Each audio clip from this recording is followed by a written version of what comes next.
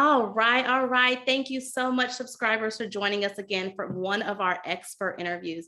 Today, we have the opportunity to talk with Lindsay. And listen, I hope you enjoy this. Just this month's box, I had to slow it down as much as I do. This month is habit hacking. And, in order to be successful, we got to get our habits down. And so in this box, we have the Morning Sidekick Journal. So you'll be receiving this journal, and Lindsay's going to talk to us about it. Not only does she work for Happiness, she also has a story about how this journal has helped her. So we can't wait to hear from you, Lindsay. Tell us a little about yourself, please. Yes, ma'am. I would love to. And I'm so excited to be here. I love chatting with people who are going to be using our journals. So this is just really exciting for me. About me, I'm a mom of 6.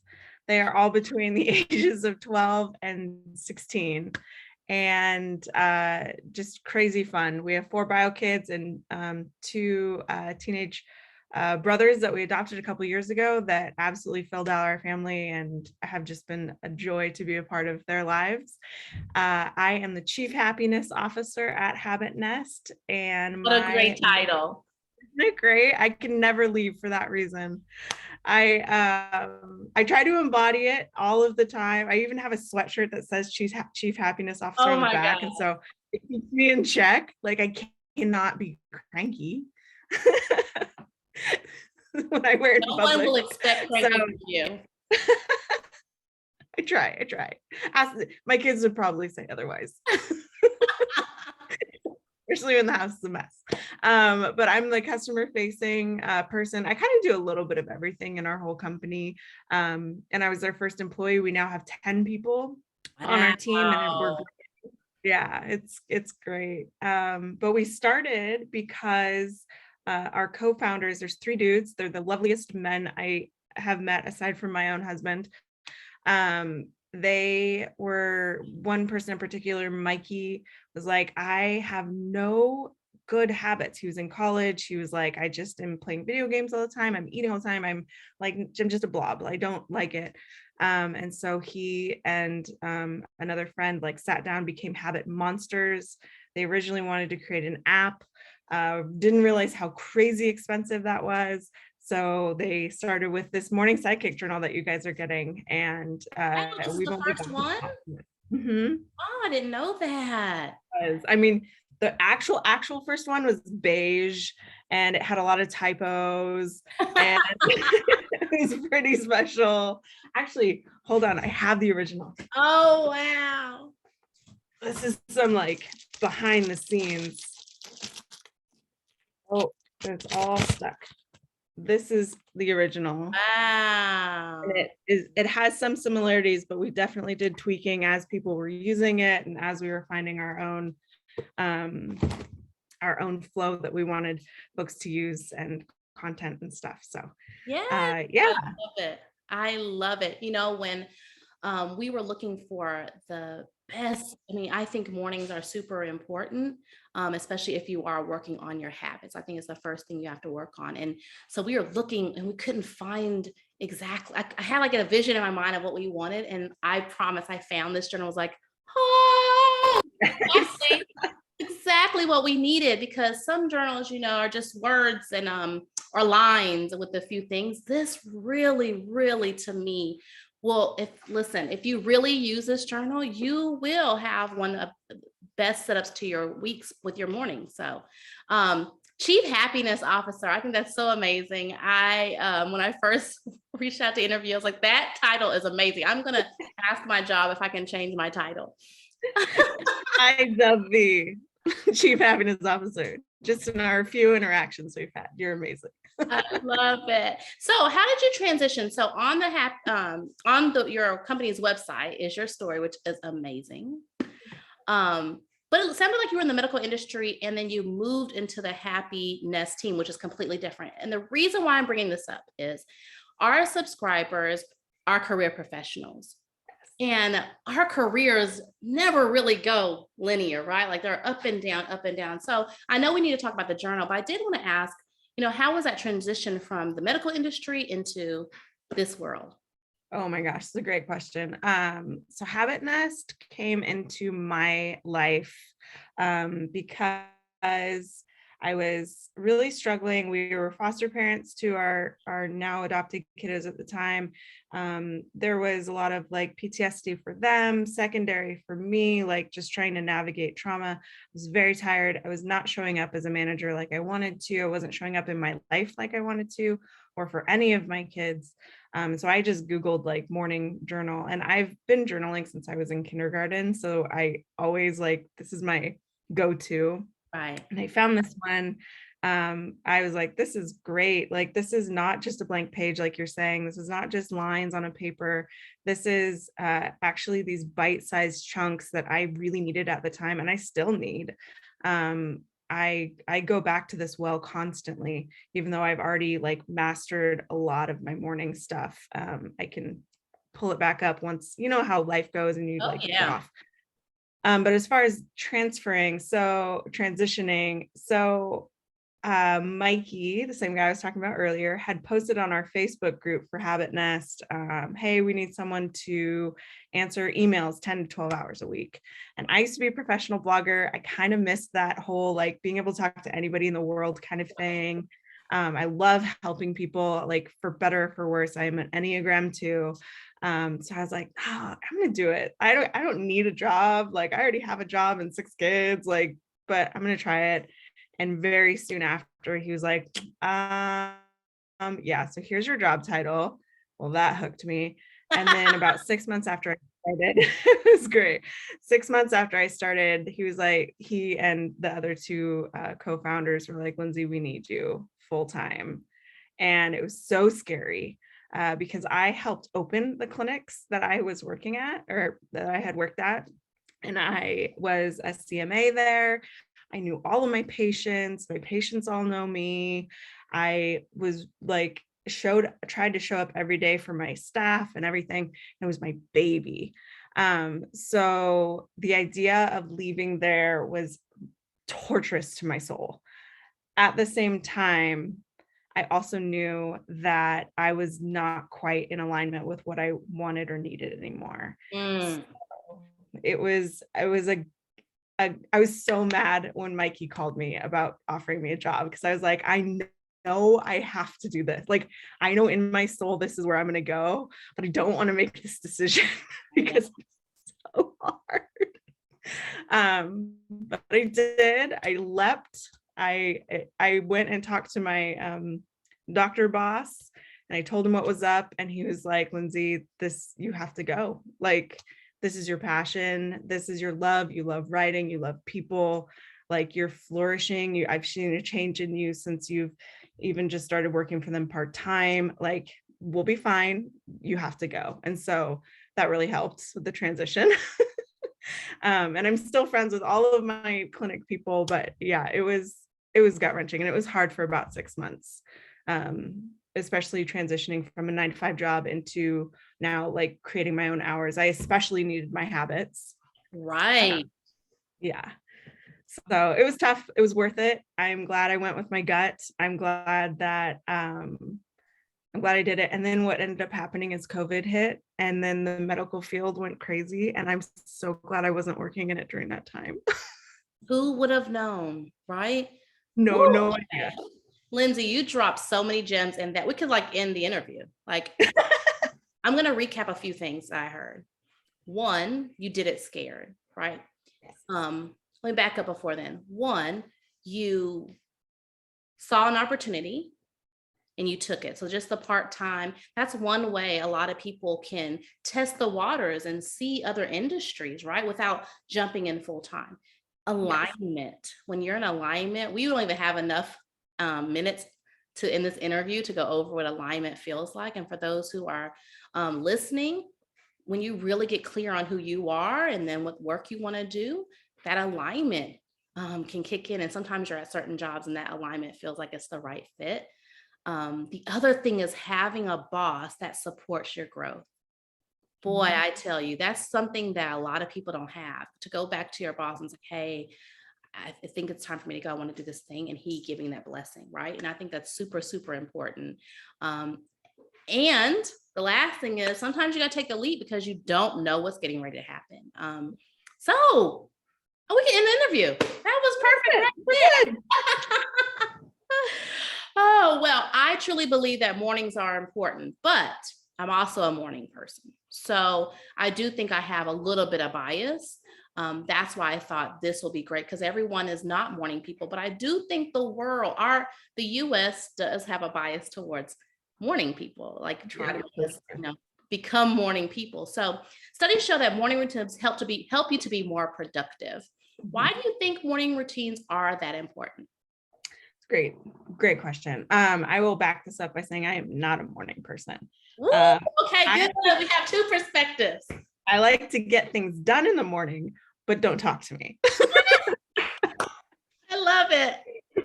Because I'm still grumpy, but I'm Chief Happiness Officer. I'm Chief Grumpy Officer before 8 a.m. or 9 a.m. I love it.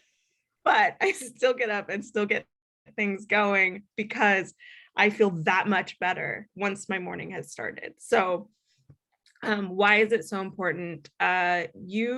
So much of our life is just thrown at us. We have so little control. I mean, we've all just learned this from the whole pandemic. Like, we have so little control in so many things in life. This is one thing that you get to make a mindful decision on. You get to choose, like, you can choose, I'm sleeping in this morning. That's great. If that's your intention, and your intention is not to make your bed or do the laundry or go for the run, and that's fine. The point is having an intention for your morning and doing what you say you're going to do. The more you massage that muscle, the easier it gets. But we all have just come from this whole pandemic era where we were free falling, a lot of us. And it was really easy to give up on all of these important things. It was really easy to let things slide. And it's going to be really hard to get back.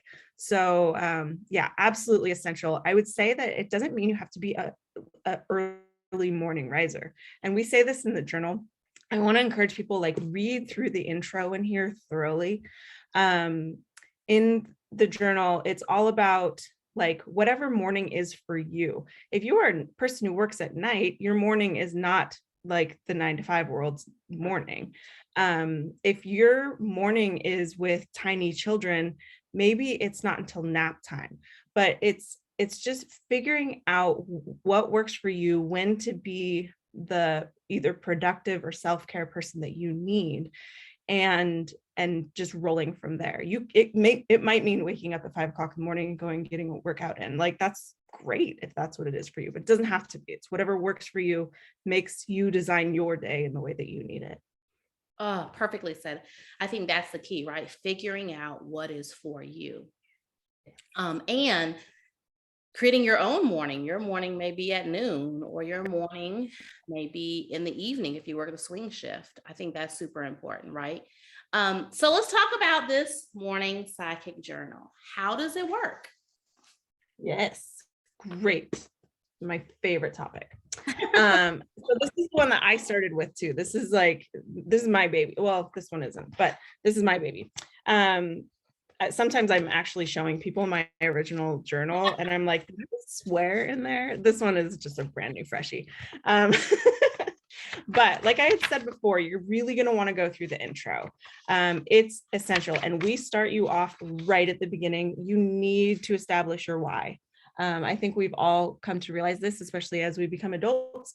If you don't know why you're doing it, you're not going to freaking do it. So we have you dig in and not just list your why, but really deep dive into why the heck you want to do this in the first place. If you don't want to do this right now and you've gotten this in your box, save it. Like, don't force yourself, but think about it. Like, don't completely shelve it. I think is a key thing. Just because it's here doesn't mean you have to do it right now. But if this is at all an inkling on you, I want you to not push it away. Okay, so you do your why. You learn what morning routines are all about, why they're important, what benefit they have, what we do in the book, which I'll explain in just a little bit. We do the how, like how this is all going to start working.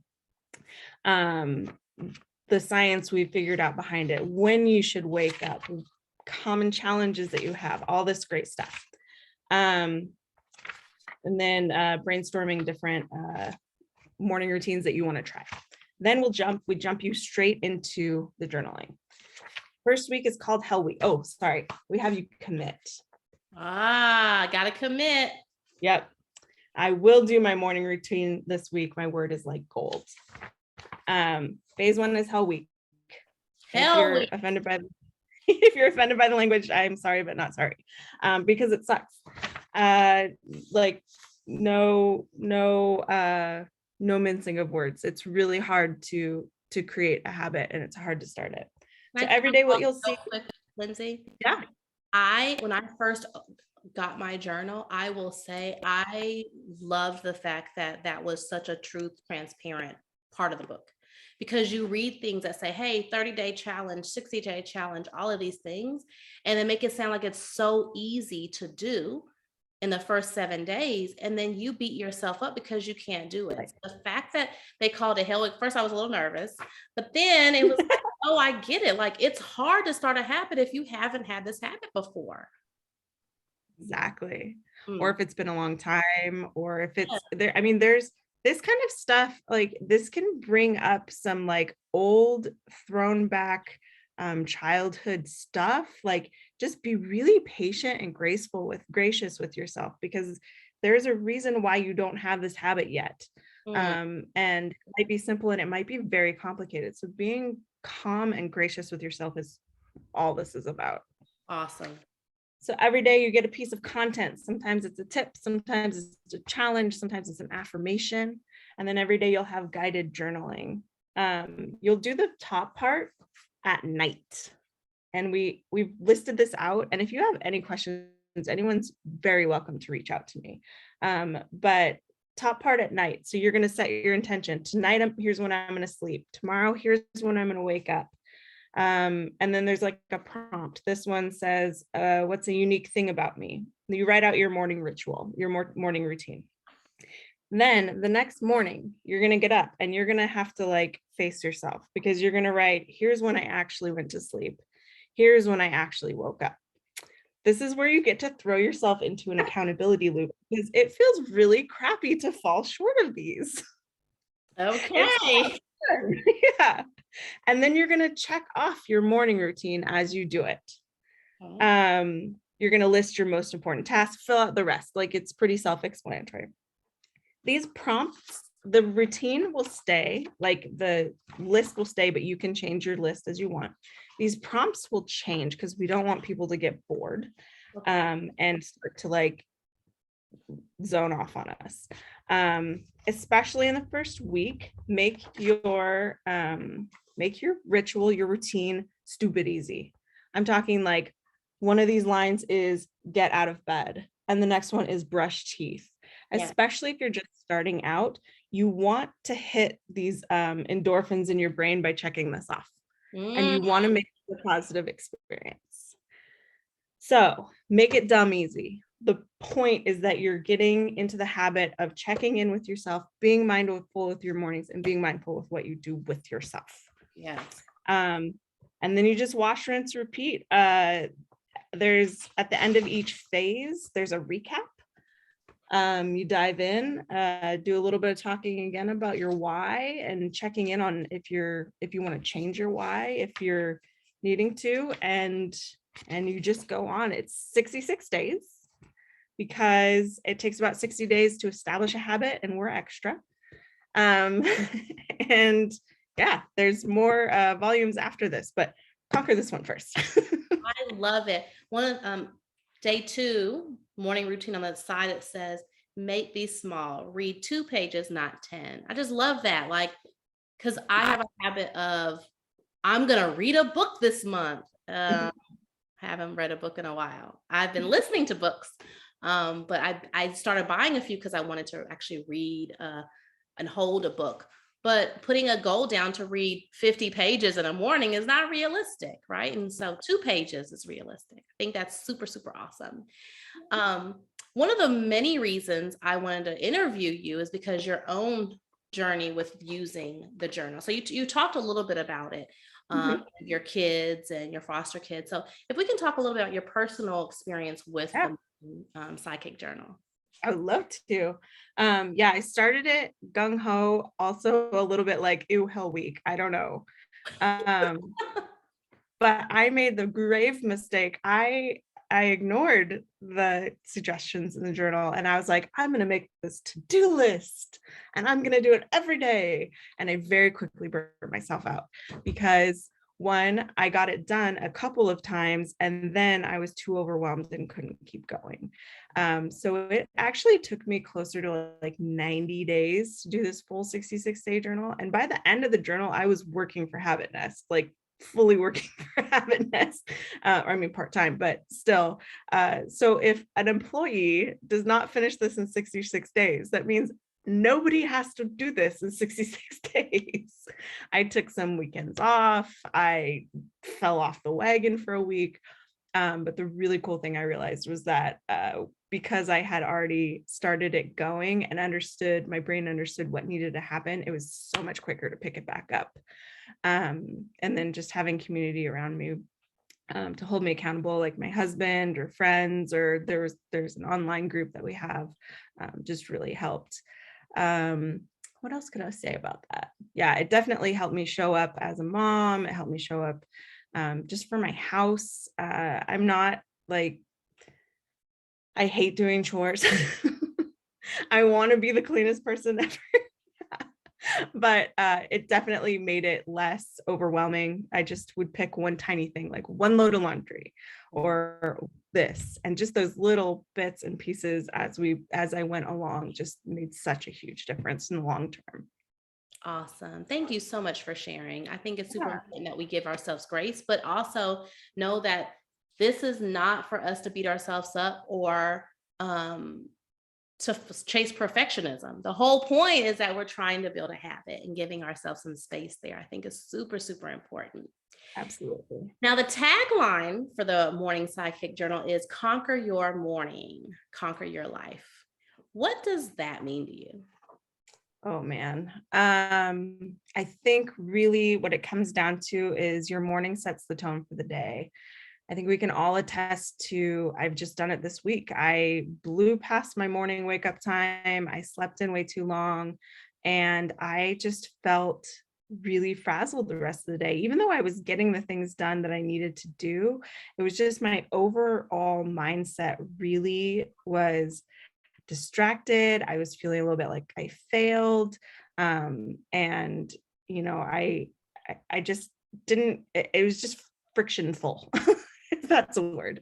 So I feel like the more that you can take ownership of what you have control over, the better and more at peace you feel. And then on the days that you can't, you get to practice some like meditation techniques and how to like let things go Right. and get control. So yeah, I just think it's just a great foundation for all of life. And just establishing what you want your day to look like. It's not always going to go the way you want it to. We all know that, but you can do your part to start at the right foot. Right. Now, some of our subscribers, this is their first time ever trying to have a routine of some sort. Is there any recommendations that we can give them? Of course, to use the journal, but like any recommendations that a newbie in getting started in this work? Yeah. Again, stupid simple. Um, I would really recommend. So one of the things that really helped me, because I was a chronic snoozer, I still love snooze, let's be honest, but I try really hard not to do it. I actually have created this thing that we actually put into our app under gratitude. I call it the gratis snooze. So I can snooze as long as I am sitting there thinking of things I'm grateful for, which may include You my fall pillow. back asleep. No, I try not to. I really try not to. Sometimes it happens. But yeah, just keeping it really simple, at least for 2 days. If that like really frustrates you and you're like, I don't feel like I'm doing what I want to do, then your brain and your body's way of saying, let's make this a little bit more complicated. Add in one more thing that you want to try that for a day or two more, and then just pay attention to your internal like dialogue and what feels right to you. And you'll notice once you hit that stopping point, you'll notice once you're like, oh, I can't do any of these things. Okay, that means you need to back off. Or switch things up. If you start getting really bored with your morning routine, switch something up. I loved, especially when I was working a regular 9-to-5 job, I loved adding, I liked, instead of advising myself, like once I get all of my things done, I'm going to go through the Starbucks drive-through and like treat myself to whatever.